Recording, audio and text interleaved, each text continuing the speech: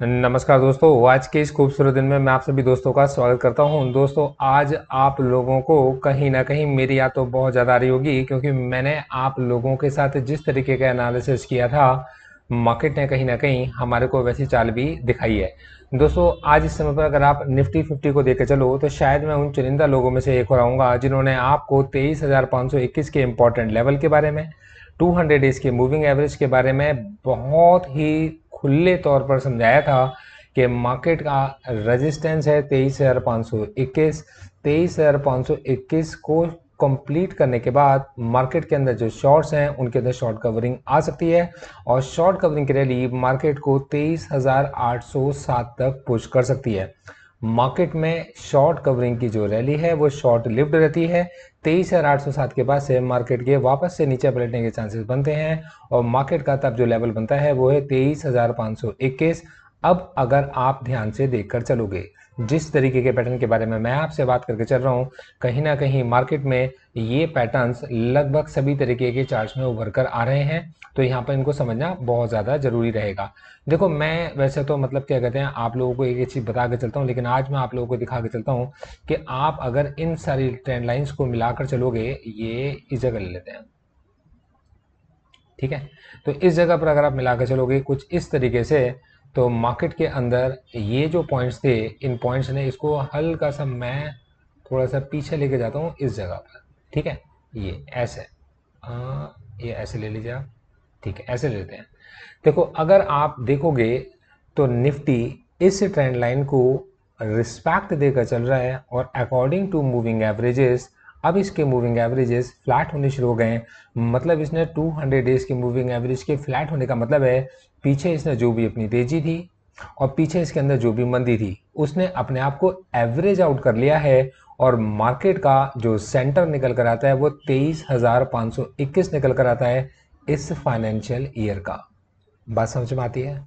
200 दिन का moving average अब बिल्कुल फ्लैट, मार्केट के अंदर हमारी ट्रेंड लाइन, मार्केट में ट्रेंड लाइन के ऊपर क्लोजिंग, मार्केट के अंदर शॉर्ट कवरिंग, और शॉर्ट कवर होने के बाद वापस से मार्केट का नीचे आ जाना। अगर मैं आपके साथ एफ आई डी आई की ट्रेडिंग एक्टिविटीज़ के बारे में बात करके चलता हूँ, तो एफ आई का लगातार 4 दिन से मार्केट में बुलिश होना और ऊपर के लेवल पर डी का प्रॉफिट बुकिंग करना। 26 मार्च का डेटा हम लोग देके चलते हैं, 2240 करोड़ की बाइंग कर गए हैं आपके पास में नेट एफ, और 696 करोड़ की मार्केट में सेलिंग करी है ऊपर के लेवल पर डी ने।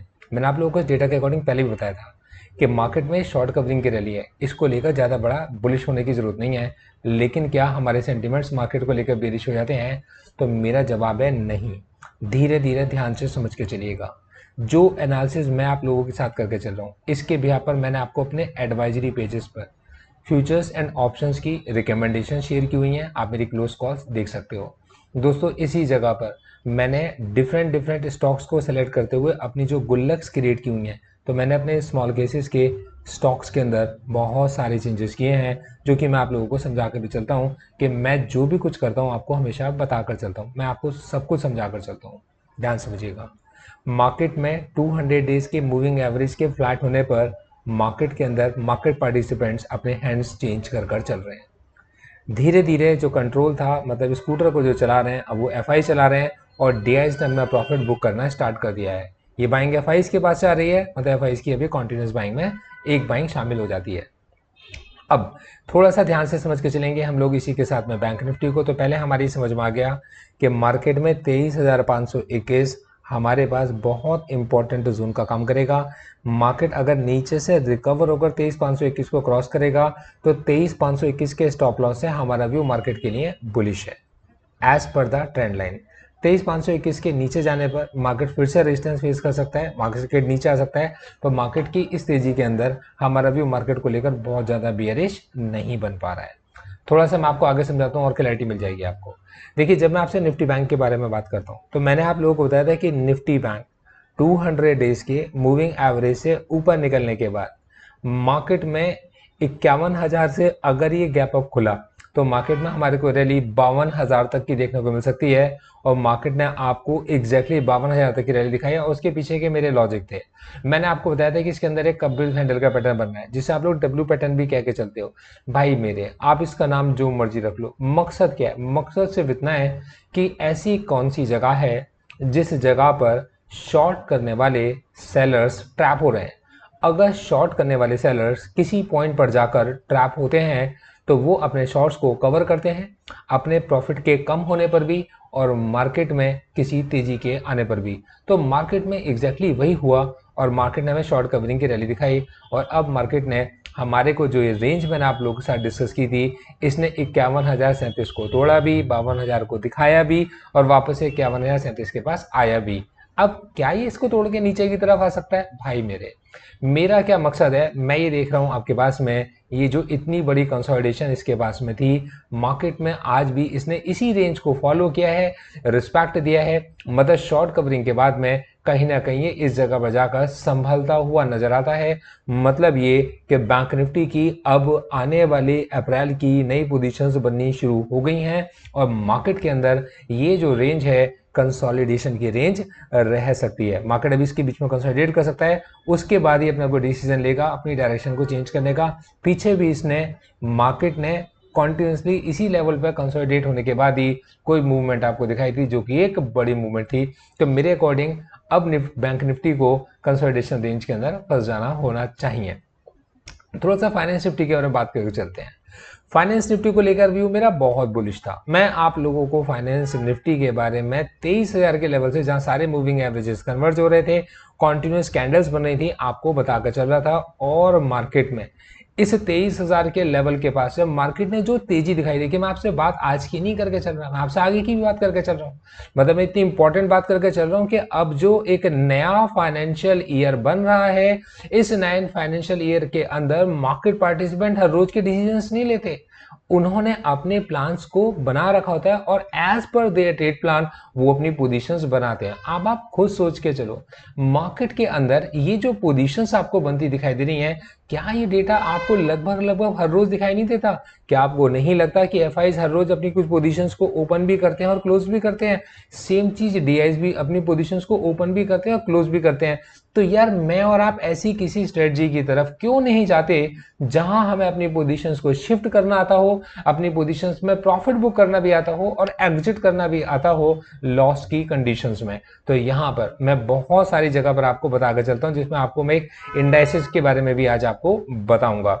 यहां पर आप फाइनेंस निफ्टी को देख कर चलेंगे तो फाइनेंस निफ्टी के लिए मेरा व्यू इस पॉइंट के पास में करेक्शन का था, प्रॉफिट बुकिंग का था, रिवर्सल का था, मतलब बेरिश था, मतलब इस जगह पर मार्केट में प्रॉफिट बुकिंग आ सकती थी।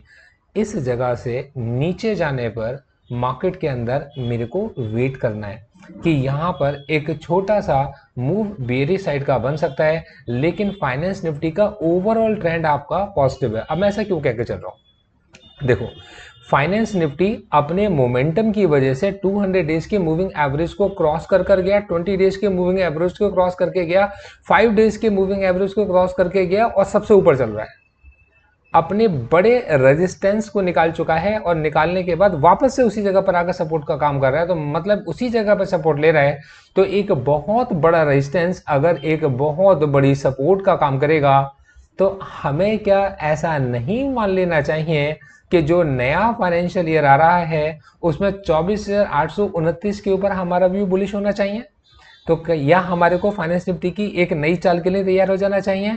तो मैं इसको कुछ ऐसा ही समझ के चल रहा हूं। तो 24,829 फाइनेंशियल ईयर जो नया स्टार्ट होगा अप्रैल से, 1 अप्रैल से, उसके लिए, वसंत पंचमी के लिए मैं पॉजिटिव हूं, और ये मैं अपने दिमाग में इसके अंदर रख के चल रहा हूं। उसके बीच में मार्केट के अंदर जो चाल बनेंगी, छोटे छोटे बेयरिश मूव या पुल बैक मूव्स बनेंगे, ये इंट्राडे पोजिशनल ट्रेडिंग के बन सकते हैं, ये मेरा मानना है।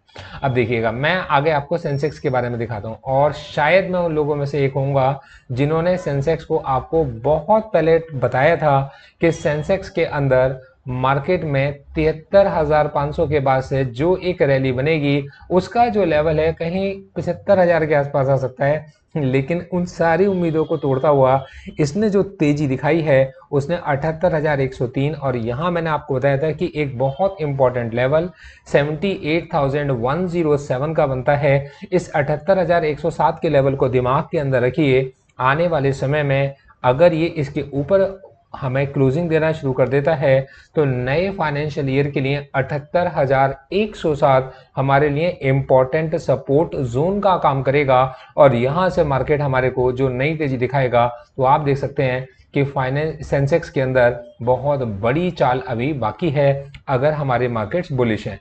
इसके नीचे क्या क्या मार्केट में कोई बड़ी तेज गिरावट आ सकती है, तो आपको ये समझना चाहिए एफआईज का ट्रेंड कैसा है, पॉजिटिव। ग्लोबल मार्केट्स का ट्रेंड कैसा है, पॉजिटिव। हमारे मार्केट्स में गिरावट आ चुकी है, हाँ ये आके जा चुकी है। मार्केट के अंदर रिकवरी आई है, निचले लेवल से रिकवरी आई है, एक अच्छी रिकवरी आई है, अच्छे वॉल्यूम के साथ लोगों ने एवरेज किया होगा और अब वो अपने प्रॉफिट को बुक करके चल रहे हैं। तो हमारे को पुल बैक्स के अंदर शॉर्ट टर्म पोजिशनल हमारे को गेन मिल सकते हैं, लेकिन हमारे को जो बड़ा ट्रेंड मिलेगा वो 78,103 के ऊपर हमें एक बुलिश ट्रेंड मिल सकता है, जो मेरी एक्सपेक्टेशन है मार्केट को लेकर। इन द सेम वे आने वाले वक्त के लिए आप मिड कैप निफ्टी के बारे में अगर समझ के चलोगे, देखो भाई बहुत ध्यान से समझना, बहुत इंपॉर्टेंट बात बता रहा हूं। हो सकता है कि जो मैं तुम्हें आज बता रहा हूं आने वाले वक्त में तुम ये बात मेरे को बताओगे हमने इस बारे में बात की थी। हम लोगों ने हमारी स्मॉल कैप गुल्लक, हमारी मिड कैप गुल्लक के अंदर बहुत सारे चेंजेस किए, मतलब नीचे आने पर हमने बहुत सारे स्टॉक्स को डाइवर्सिफाई करने के लिए ऐड करना शुरू करा, और फिर उसके बाद में हम कंटिन्यू देखते गए कि ऐसे कौन से स्टॉक्स हैं जो ट्रेंड के साथ नहीं चल रहे हैं, उनके अंदर न्यू एसआईपी क्यों की जाए। जब वापस से वो उस लेवल पर आएंगे तब उनके अंदर एसआईपी स्टार्ट कर देंगे। क्यों ना हम लोग आपके पास में ऐसे स्टॉक्स को सेलेक्ट करके चलें जो स्टॉक्स इस समय ट्रेंड को फॉलो करके चल रहे हैं। इस तरीके के चेंजेस क्योंकि मैंने अपने स्मॉल कैप्स की गुल्लक्स के अंदर किए हैं, मिड कैप स्मॉल कैप्स के अंदर सेम तरीके की चीज मैं आपको बताकर भी चल रहा हूँ। तो मेरी आपको जो भी ऑब्जर्वेशंस मैं आपको शेयर कर रहा हूँ इन्हीं के यहाँ पर मेरी पीछे रिकमेंडेशंस भी हैं। तो मेरे जो क्लाइंट्स इसको देख रहे होंगे वो मेरे रेस्टोरेंट समझ पा रहे होंगे कि मैंने उनको रिकमेंडेशंस इस तरीके की क्यों शेयर की हैं। समझिएगा ध्यान से। मुझे कहीं ऐसा लगता है कि ये जो मिड कैप निफ्टी है आने वाले वक्त के अंदर, मतलब ये अब जो नया सेशन हमारे पास में स्टार्ट होगा उसके अंदर वापस से 13,000 के लेवल को रिक्लेम कर सकता है। आज ये बात मैं आपसे तब कर रहा हूं जब मैं 11,502 के पास में हूं। मैं आपको उसका रीजन समझाता हूं, आप इसके रीजन को समझिएगा। जब मार्केट 13,000 के पास था, मैंने अगर आप मेरी पुरानी वीडियोस को देखकर चलेंगे तो वहां मैं कॉन्टिन्यूसली आपको बता के चलता है कि यार 13,000 का लेवल मार्केट के लिए एग्जैक्टली एक ऐसा लेवल रहा है कि हर गिरावट में इसने अपने इस 13,000 के लेवल को रिक्लेम करने की कोशिश की है। तो कहीं ना कहीं मार्केट के अंदर मार्केट पार्टिसिपेंट 13,000 के लेवल के पास अपनी पोजीशंस को खाली करने की कोशिश कर रहे हैं, मतलब ऊपर जाते हैं तो प्रॉफिट बुक करते हैं, नीचे आते हैं तो वापस से खरीद रहे होते हैं कुछ लोग। अब धीरे धीरे कर कर आपके पास में मार्केट पार्टिसिपेंट ने जब एक अपनी पोजीशन को खाली करा, और मैंने आपसे कहा था अगर ये 13,000 का लेवल टूटा और मार्केट अगर ये 13,000 का लेवल नहीं निकाल पाया तो मार्केट में बड़ा सेल ऑफ आएगा, और उसका रीजन है बहुत सारे लोग मार्केट में सेलिंग के लिए बैठे हैं और वो उन सेलर्स को निकालना जरूरी है, तभी मार्केट अपना एक ट्रेंड पकड़ पाएगा। और इसको भी मिड कैप निफ्टी को भी अगर वैसा ही ट्रेंड हासिल करना है जैसा कि फाइनेंस निफ्टी ने हासिल किया है, बैंक निफ्टी जैसा वोलेटाइल ट्रेंड अगर हासिल करना है, बैंक निफ्टी जैसा इंडाइसेस इसको बनना है, तो इसको वीक प्लेस को मार्केट से बाहर निकालना होगा। और यही वजह है कि हम लोग देखेंगे मार्केट के अंदर यही सेंटीमेंट से ट्रिगर हुए और वीक प्लेस को मार्केट ने बाहर निकाला। 200 डेज के मूविंग एवरेज के नीचे इसने बहुत वक्त बिताया और वापस से 200 डेज के मूविंग एवरेज के पास जाकर इसने एक रेजिस्टेंस फेस करना स्टार्ट किया। तो नए फाइनेंशियल ईयर के लिए 11,789 का लेवल मूविंग एवरेज चेंज होते रहेंगे, पर ये लेवल्स नहीं बदलेंगे। 11,789 का लेवल इंपॉर्टेंट है, इसको ध्यान में रखिए। 11,789 निकालने के बाद मार्केट के अंदर इसका मिड कैप निफ्टी के इंडाइसेस के लिए मेरा व्यू बहुत बुलिश है। और मैं की लेवल्स के बारे में आपसे हमेशा बात करके चलता हूँ, मैं आपके पास हर रोज आकर बातें नहीं करता। जब मुझे ऐसा लगता है कि मेरे साथ में कुछ शेयर करने के लिए ऐसा है जो मैं आप लोगों को समझाना या सिखाना चाहता हूँ, तो वो मैं आपको हमेशा बताकर चलता हूँ।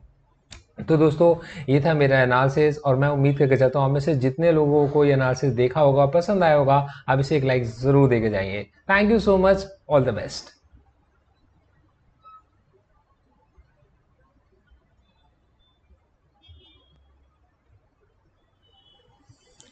Investment in securities market risk Read all the related documents carefully before investing.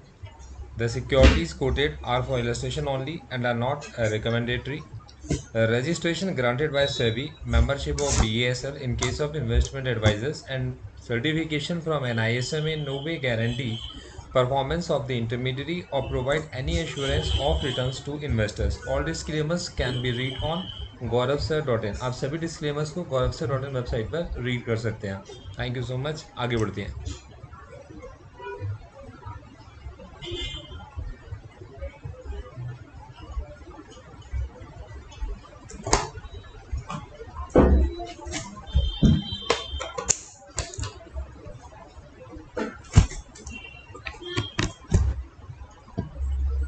All the best.